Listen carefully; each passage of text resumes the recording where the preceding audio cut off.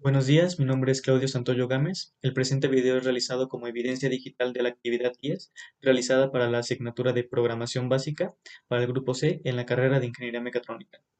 La actividad 10 trató de la estructura básica de un programa en C++. Partes de un programa en C++. ¿Cuáles son las partes principales que debe tener un programa para poder ser correcto y tener una buena estructura y ser entendible? Bueno, primero que nada, hay que explicar los comentarios. ¿Qué son los comentarios? Los comentarios específicamente son estos, hay de dos tipos y nos sirven para poder ejemplificar y explicar qué es lo que estamos haciendo en cada línea de nuestro código. Desde luego habrá comentarios que se puedan resumir a unas cuantas palabras y que solo ocupen una línea, y también habrá comentarios que ocupen varias líneas y varios párrafos de texto. Así que para comentarios de una sola línea tenemos el primer tipo, que simplemente se crean al poner diagonal, diagonal, mientras que para los comentarios de varias líneas se abre el comentario con una diagonal y un asterisco y después no se va a cerrar dicho comentario hasta que en otra línea o en la misma línea se vuelva a poner el asterisco y la diagonal, en ese orden. Después tenemos las cosas principales, que es las librerías, que son las IOStream. En este caso está IOStream y el Using Namespace std, que ambos declaran uso de funciones estándar, y la otra es un llamado de la librería. También tenemos la declaración de la función principal, que es la función main, y dentro de la función main o fuera de la función main tendremos que declarar una o varias variables según lo que estemos buscando. También podemos declarar constantes, entre otras cosas. Tipos de datos y de variables. Primero que nada, hay que aclarar que para declarar una variable se necesita establecer su tipo de dato. ¿Y qué es un tipo de dato? Bueno, un tipo de dato es básicamente eso, es lo que nos especifica qué tipos o qué cosas podemos ingresar dentro de dicha variable o dicha constante. Pero refiriéndonos a las variables, los tipos que tenemos de datos son char, que son caracteres, podemos ingresar guiones bajos, puntos, letras, entre otras cosas. Tenemos int, que es para valores, pero son valores numéricos que no abarcan los puntos decimales. Y aún así tienen un límite, el cual es de 16 bits, mientras que cuando se cumple ese límite podemos pasar al long, que es también un tipo de dato entero, pero más largo, que va de 32 hasta 64 bits. Después tenemos para valores reales, siguen siendo numéricos, pero al menos ya podemos tener valores con punto decimal. Para eso ocupamos float, pero float es un tipo de dato que llega también solo a 16 bits, igual que int. Y si queremos escribir más de 16 bits, tenemos el double, que llega de 32 a 64 también. También tenemos otro tipo de dato que podría ser void, que se utiliza principalmente en funciones y sirve mayormente para funciones de tipo vacías, que no contienen nada, o sea, que le podemos ingresar cosas, pero no nos van a retornar nada. Después hay que aclarar que las variables pueden ser locales, que se declaran dentro de la misma función, o pueden ser globales, que no se declaran dentro de ninguna función, se declaran afuera de todas las funciones y por tanto se pueden utilizar de forma global dentro de cualquier otra función. Y dinámicas, que son esas variables que posiblemente declaramos dentro de una función, pero también declaramos en otra función, pero como no están conectadas las funciones como tal o directamente, no afectan la una con la otra. Después tenemos las constantes. Las constantes son como las variables, pero si tienen constantes en el nombre es por algo, y es porque van a ser constantes dentro del mismo programa, no van a cambiar, no van a variar, son valores fijos que estamos declarando. Y también hay varios tipos, cada una tiene su sintaxis. Las primeras son las literales, esas constantes que declaramos directamente y las asignamos y las igualamos a o a nombre, podría ser un ejemplo. Y después tenemos las definidas. Las definidas se declaran igual que como se declararía o se incluiría una librería, con un hashtag, y después se pone define, y ahora sí se pone el nombre de la variable, el cual en este caso es edad guión bajo uno. Se utiliza guión bajo uno dado que no podemos ingresar espacios, puesto que no se tomaría como el nombre de la variable y se tomaría como un dato externo. Y después tenemos las declaradas, las cuales como tal ya se declaran dentro del programa, que son dentro de la función o fuera de la función, al igual que una variable. Estas Primero que nada, es como una variable, pero se agrega primeramente const, después se agrega el tipo de dato, que en este caso es un entero, y después se agrega el nombre de la constante, que en este caso es una edad. Y como es una constante, no va a cambiar. Por eso también si queremos que se le agrega directamente un valor, que en este caso edad va a ser igual a 9 y no va a cambiar a lo largo del programa. Palabras claves y signos de puntuación y de acción. Primero que nada, las palabras claves son las que se van a utilizar en todo momento en el programa dentro de las funciones para poder realizar las acciones que nosotros queremos. Ya hay varias palabras clave que serán usadas. Esta solo es una pequeña muestra de las palabras clave que hay, pero por ejemplo, cout significa para mostrar o definir cosas que se van a ver en la consola o en la pantalla. Sin significa que se van a, Sein, perdonen, significa que se van a guardar dentro de ciertas variables o ciertas constantes. Después tenemos ya estructuras de decisión e iteración. Por ejemplo, de iteración tenemos a for, a while, a do, mientras que de decisión tenemos a if con else. Y después ya tenemos otras que sirven para funciones específicas como endline, que termina la línea en ese punto y te pasa a la siguiente dentro de la consola o en la pantalla, como se quiera llamar. Tenemos otra de decisión que podría ser switch o else if. Y después tenemos los case que se podrían utilizar dentro de la función switch para definir el caso, o los defaults que también se utilizarían en la función switch. Estas solo son unas cuantas palabras clave de las muchas que hay y que se pueden utilizar dentro del programa.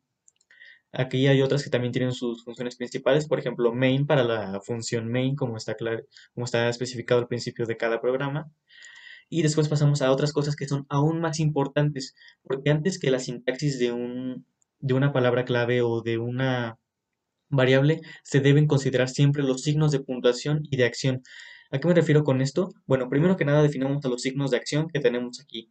Tenemos a menor que y mayor que nos indica que significa o se puede utilizar para condicionales, donde si donde si cierta variable es menor que otra variable o que otra constante, entonces pasa o no pasa en el caso de una variable, de una estructura de decisión, perdón.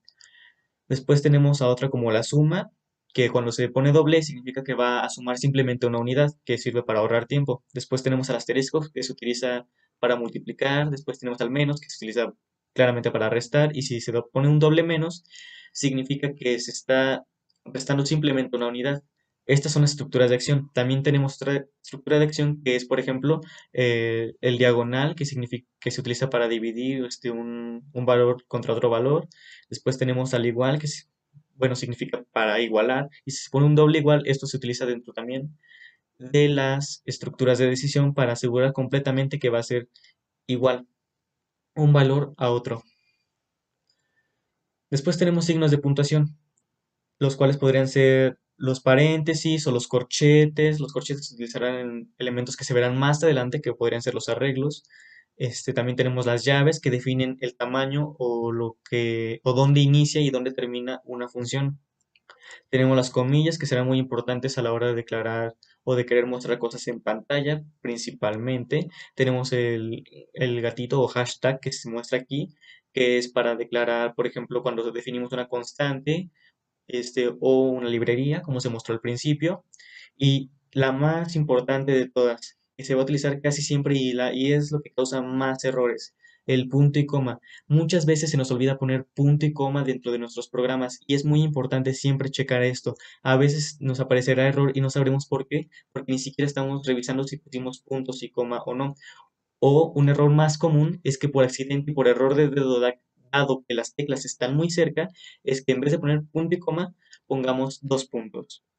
Y a la hora de checar que hay un error, no lo encontramos. ¿Por qué? Porque dos puntos se puede llegar a confundir aún más fácil dentro de un programa. Y entonces, principalmente antes de compilar, lo que se debe de checar sí o sí son los punto y coma y después las llaves de que se esté cerrando donde queremos cierta función. Ahora pasamos directamente, ahora sí, a programas con un planteamiento de tres programas para esta actividad dentro de C++.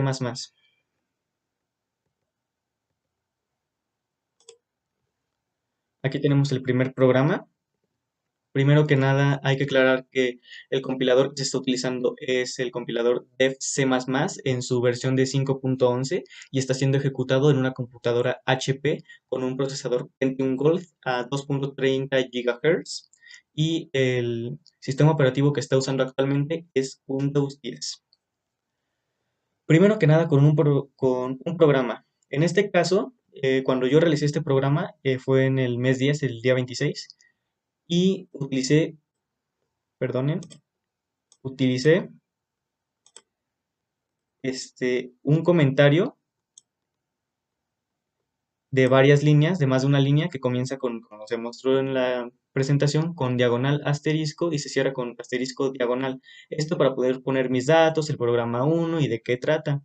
Y ahora sí viene lo importante, que es declarar las librerías. En este caso, yo declaré simplemente la IOStream porque es la estándar que va a estar ocupando. Y después el using namespace std, que de ley se van a estar utilizando, perdón, en casi todos los programas, si no es que todos. Y es claramente para asignar los nombres a la memoria para poder ser utilizados, como por ejemplo de las variables.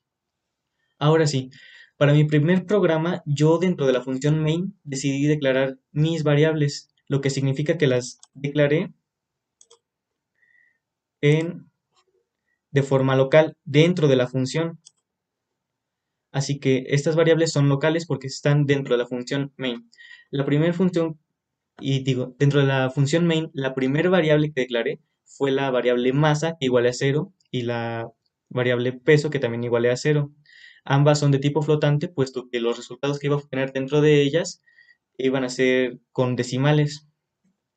Y primero que nada, bueno, un poco tarde quisiera aclarar que el programa que estoy mostrando fue de idea propia para la actividad 10, porque fue lo que se pidió. Y yo para este programa decidí hacer un programa que te pida tu peso en kilogramos y te dé tu peso real en newtons. Como tal, me pide primero la masa, que es lo correcto de decir, en kilogramos para darme mi peso real en newtons. Después, para este ejercicio, lo primero que hice dentro de mi algoritmo fue declarar los elementos que iba a utilizar.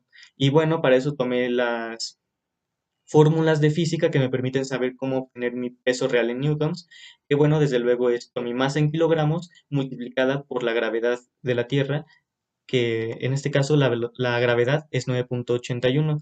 ¿Y por qué la puse aquí como una constante? Bueno, porque la gravedad como tal dentro de la física y de la fórmula es una constante, y eso lo declaré en mi algoritmo, y por tanto, como es una constante que también lleva decimales, la declaré con float. Es una constante de tipo real que no ocupa más de 16 bits, claramente está dentro del rango, y para no confundirme le puse de nombre a la constante gravedad y la igualé a 9.81, dado que no quiero que cambie a lo largo del programa. Y como se puede estar viendo en las dos variables y en la constante, tengo el punto y coma que es primordial.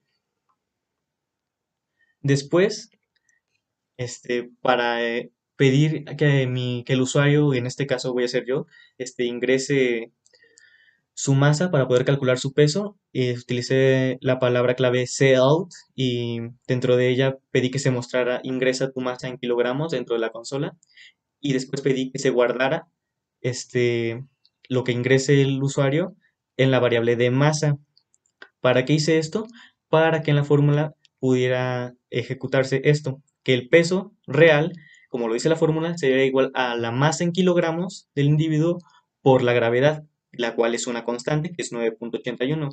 Por ende, el número que yo ingrese dentro de masa a la hora de ejecutar el programa será multiplicado por la gravedad y el valor de la masa por la gravedad será guardado en peso.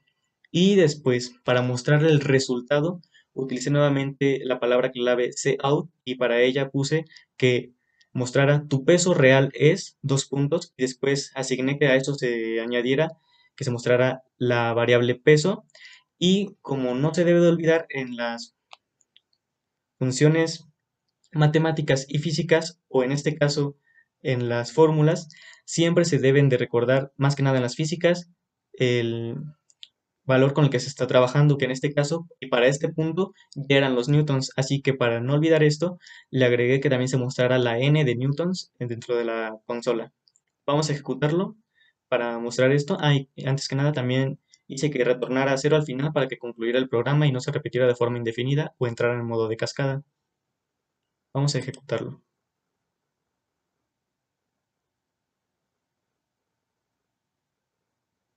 ¿Listo? Ya cargó. Y como ven, ya aparece ingresa tu masa en kilogramos. Yo no tengo bien definido cuál es mi peso en bueno, mi masa en kilogramos, pero estaba entre 68 y 69 punto algo, así que vamos a dejarlo en 68.5. Le damos a Enter y claramente ya hizo la ejecución que no se muestra. Lo único que se va a mostrar va a ser el resultado, que es tu peso real es y 671.985 N de newtons. Y rápidamente concluye el programa. Así que el programa está trabajando de forma adecuada. Dentro de la actividad 10 se pidió que se le elaboraran hasta tres programas. El primero fue tu peso real en newtons. El siguiente programa va a ser suma de dos números que se dividen entre un tercero. ¿Qué significa esto? Que yo le voy a pedir al usuario que me ingrese tres números. De esos tres números, los dos primeros que me ingresó los voy a sumar y el resultado de la suma lo voy a dividir entre un tercer número. Nuevamente abro un comentario de varias líneas para definir cuáles son mis datos, perdón, y después agrego la librería IOStream, el Using Namespace std, y nuevamente dentro de la función main declaro mis variables, que en este caso también fueron flotantes porque quería que fuera más abierto el número que se pudiera ingresar dentro del programa, y declaré el número como num-1 de número 1, num2 y num3. Después, al resultado, dentro de mi algoritmo también especifiqué que sería necesario una variable para guardar la suma, así que también lo guardé como una flotante, dado que la suma de dos números reales me va a dar un número real y por eso tengo suma igual a cero de tipo flotante. Y el resultado también iba a ser una flotante, así que el resultado iba a ser igual a cero. Y nuevamente utilicé cout para pedir que ingresaran los dos primeros números, que los guardé directamente en número 1 y en número 2 respectivamente. Y después pedí que se ingresara el tercero, por el cual se dividiría, que lo guardé en número 3. Podría haber pedido los tres números directamente, pero lo quise hacer de esta forma para que el usuario supiera cuáles son los dos números que se van a sumar y cuál es el número que va a dividir a la suma de esos dos números. Después, no quería que se ingresaran números negativos en el tercer número, dado que si se hace eso, al dividirlos, pues obviamente me daría un error. Así que agregué un if, que significa que si el número 3 es mayor que cero, entonces se proceda. Pero si el número 3 no es mayor que cero, entonces pasamos al else. Y entonces significaría que el número 3 es menor que cero, por ende el número 3 es negativo, entonces pedí que se mostrara el número 3 es menor o igual a cero, por tanto es inválido, reinicie el programa e ingrese nuevos valores, lo cual es para asegurar que no le arroje directamente al usuario un no válido o un NaN al momento de ejecutarlo directamente si llega a ingresar valores negativos o un cero en el tercer número, puesto que en los primeros dos no habría problema. Ahora sí, regresando dentro del if. Dentro del if pido que la variable flotante suma sea igual a la suma del número 1 más el número 2. Y una vez que la variable suma ya tiene guardado el resultado de esto, pido que la variable resultado sea igual a la variable suma entre el valor del número 3. Y de esta forma, resultado tendrá la división entre la suma de los dos primeros números divididos entre el tercero. Y para mostrar el resultado, pues nuevamente utilicé cout para el resultado de la operación o sea, para pedir que muestre eso y después mostrar el resultado. Así que vamos a ejecutar y a mostrar. Aquí dice ingrese los dos primeros números. Bueno, mi primer número va a ser 5 y mi segundo número va a ser 15. Entonces la suma ya sabemos que es fácil, ya sabemos que va a ser 20. Así que vamos a darle enter. Ya me pide el tercer número. Y como la suma de eso va a ser 20 y queremos una respuesta concreta que nos permita ver que el programa está funcionando, pues vamos a pedirle que la suma de esos dos primeros números se divida entre 5. El resultado debería de ser 4. Y como se muestra ahí, el resultado de la operación es 4. Ahora el tercer programa. Tercer programa realicé básicamente los mismos pasos, que es escribir todos mis datos con un comentario de varias líneas, incluir la librería IOStream, el Using Namespace std, y la función main, y dentro de ella declaré mis variables. Este programa sí sirve para solicitar la calificación de un parcial y el mismo programa te dice en base a esa calificación si tú estás aprobado o no dentro de ese parcial.